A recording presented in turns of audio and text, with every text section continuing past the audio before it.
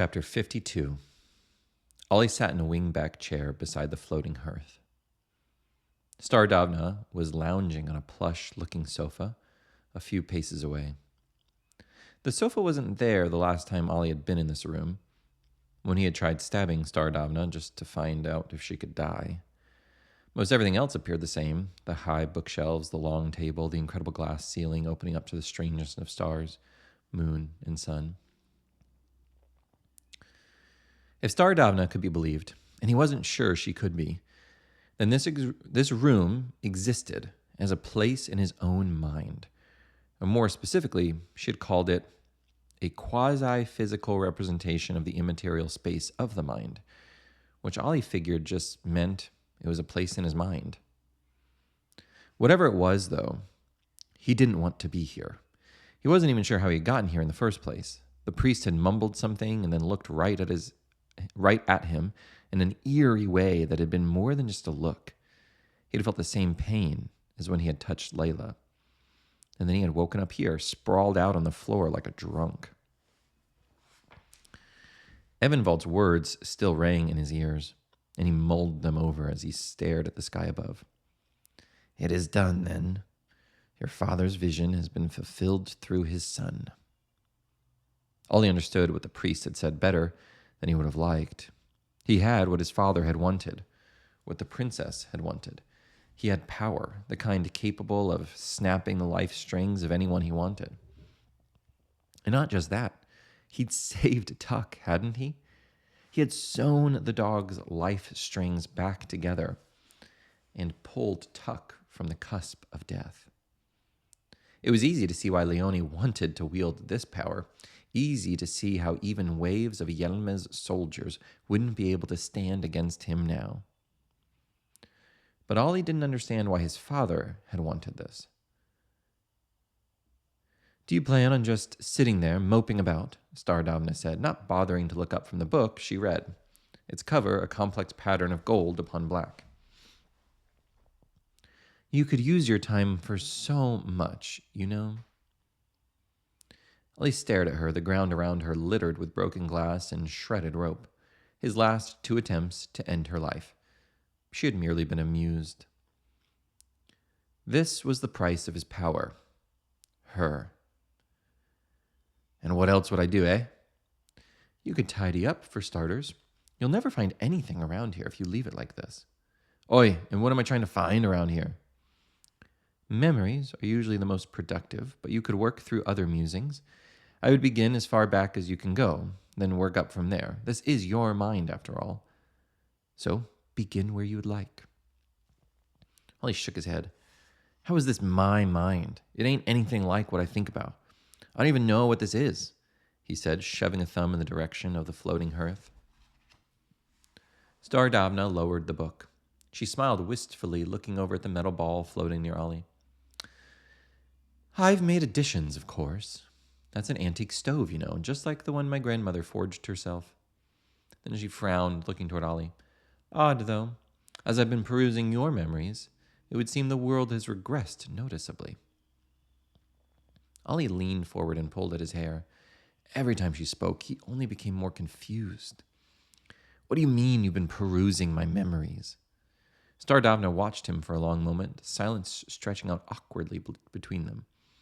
Then she closed the book, so suddenly it sent a gust of air upward, rustling her hair. "You really have no understanding at all, do you?" Ollie crossed his arms and sat back. Stardavna rubbed at her temples. "It's strange. You are of the Strayazar, and yet you comprehend so little. Once upon a time, your people understood all of this rather thoroughly. Too thoroughly, if you ask me. And yet time, it seems, has been rather cruel to this world." "Is it always riddles with you?" "These aren't riddles. These are the ramblings of someone who has awoken from a 1,000-year slumber." "You planning on explaining any of your ramblings?" "In time, perhaps. Maybe when you're not so aggressive." She picked up a piece of glass with the toe of her shoe. She kicked at a piece of glass with the toe of her shoe. Ollie stood and spat on the carpet in front of her. "Delightful," she muttered. "How do I leave?" "In this case, you wait." She opened her book again. "It will happen rather suddenly." What happens? You wake up. It'll be a bit different when you learn to come here on your own. When you're forced here out of your own free will. When you are forced here not of your own free will, the rules are a little different. Someone will need to wake you. The longer it takes, the harder it will be.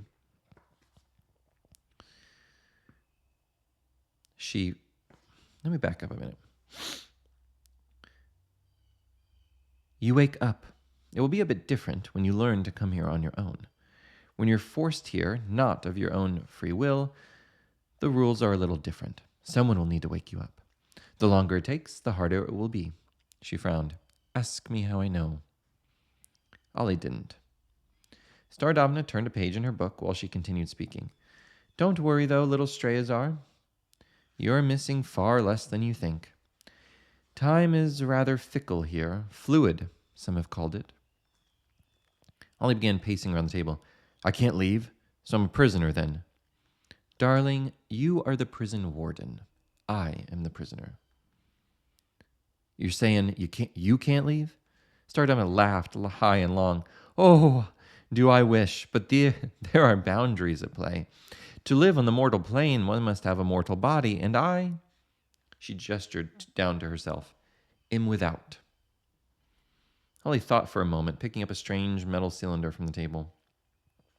100 letters had been etched around the outside, a purple stone inset on the top. The lid appeared to twist on and off, but when Ollie tried to open it, it refused to budge. He put it down and looked over at Stardavna. Did you ever have a body? Oh, yes, a long time ago. But there were complications. In the political and religious environments of the day, it resulted in my imprisonment. Over time, my prison and my body became indistinguishable from one another. The wood was your prison then? That was the prison grounds, I suppose. The pedestal you found me upon was my cell. A cell whose doors, I should add, you so eloquently destroyed. You mean when I killed you? When you released my soul onto the mortal plane. Since I was without a body, I took the only option available to me. Ollie paused, his mind assembling the disparate pieces together. So when I shot you and you, he gestured with his hands, blew up? Sure. After that you, what, possessed me? That's a rude way of putting it. Your words and your arrow formed a nice connection between you and I, and that connection was the only one offered to me. Be honored, little Strayazar. It's not every day one gets to house one of the divine. So he had done this to himself. By trying to kill Stardavna, he had freed his parents' murderer. Even when he succeeded, he failed. Ollie grabbed the metal cylinder from the table and threw it at Stardavna's head. He missed, sending it ricocheting off the bookshelf behind her. Don't be so rude, darling, she said with a smile. It's not all bad. And now you have this power to save your little kingdom. It's rather heroic, really. Together we will bury all the warriors from Cataraka, and you will have all the glory. Maybe they'll make you a duke in the end. If you're shrewd, perhaps you can even marry the princess you're fond of. Ollie shook his head. Let Trevlar burn for all I care. Ah, yes. That is the thing about you I keep seeming to forget. You are rather focused. I just want to find my sister. She nodded thoughtfully. That is a poor idea. Which, I suppose, is a pattern with you. Oi, what do you mean by that? It means you have poor ideas and subsequently make bad decisions. Oh, screw off. I mean about my sister. Why is finding her a bad idea? Stardavna stood and stretched. Because it is the quickest way to get you both killed. Ollie thought about grabbing the poker and stabbing her again. How? Because, little Strayazar, you are both beacons of power. Think about how you can sense the elements. You could feel them, can't you? It's because they have the same power, or a lesser form of it anyway. Have you noticed how much harder it is to sense mortals? She was right, of course. The people of the town had been like silhouettes compared to the Yelmas. able to be sensed but barely. Stardavna pressed on. If you can sense the Yelmes, then you should assume they can sense you. But where they are torches in the night, you are a bonfire. And your sister is a much smaller. Together, the Dark Ones could sense you from across the kingdom, and if they can sense you, they will hunt you. So I'll kill them. Stardavna laughed. You've been playing with children, Oli. There are beings in Kathraka that you cannot fathom, and they will come after you. They have felt this power before. The last time they were shoved into the depths of the earth. They will stop at nothing to make sure it does not happen again. I don't believe you, Oli said, shaking his head.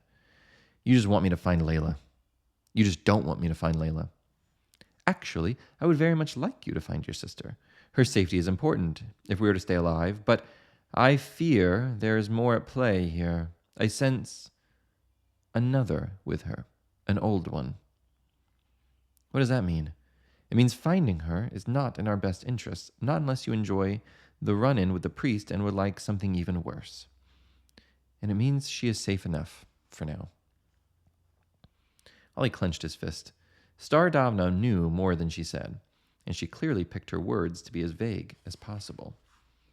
She had the power here where death could not find them. She had knowledge, and she could wield it without consequence. It angered him, kindled his hatred for her into a raging fire. Stop the riddles! Tell me where my sister is, or I'll... Ah!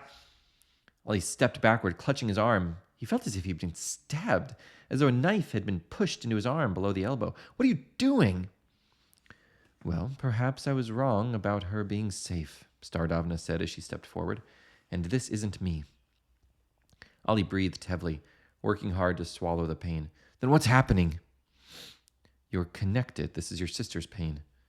Layla, if this is what she felt, then she was in danger. He needed to get to her. I have to get out. I have to get to her. It's too late. Sit down. I can save her, Stardavna said, pushing away the objections, but you must sit down now. Oli bit his lip and walked back to the chair, sitting and staring up at her. He wanted nothing to do with Stardavna, but if anything she said was true, then he had no choice but to listen.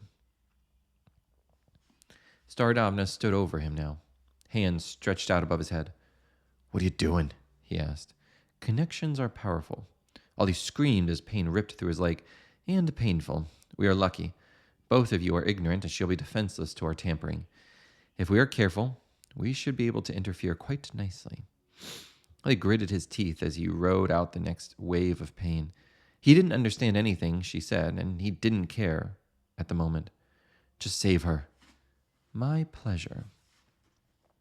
Oli wanted to retch as Stardavna placed her cold hand upon his head. It was the touch of a corpse, chilled and lifeless. Her nails were long, and as they pressed into his skull with 5 precise stabs of pain. Slowly the room faded away into a black blur, replaced by the familiar sights and sounds of the wood.